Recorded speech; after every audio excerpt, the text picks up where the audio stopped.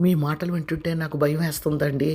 ఆకాశంలో మబ్బులు చూసి కడవలో నీళ్లు ఒలగబోసుకున్నట్లుంది. నీ సీత అనగానే నీకిప్పుడు అర్థం కాదులే. ముందు సెలక్షన్ చేయి బట్టలు ఇద్దరు పిల్లలకి. తర్వాత నువ్వు మంచి చీర కొనుక్కో అన్నాడు. నల్లి నీ చేతస్తో నువ్వును ఎన్ని వేల మంది షాపింగ్ చేస్తారో తెలుసా? అందులో ఒక్కరిని మాత్రమే అదృష్టం వరిస్తుంది. మనకి కారు వచ్చేస్తుందని నువ్వు భ్రమపడడం నాకేం నచ్చలేదు అని భర్త అనగానే, ఇలాంటి నిరాశపరిచే మాటలు మీరు మాట్లాడకండి. నేను వెళ్ళి జ్యోతిష్కం చెప్పించుకున్నాను. ఉట్టినే ఇక్కడికి రాలేదు. త్వరలోనే మన ఇంటిలోకి అతి ఖరీదైన వస్తువు వస్తుందట. ఖరీదైంది అంటే ఏంటి చెప్పండి? కారు. అసలు కారున్న వాడినే పెళ్లి చేసుకోవాలని అనుకున్నాను.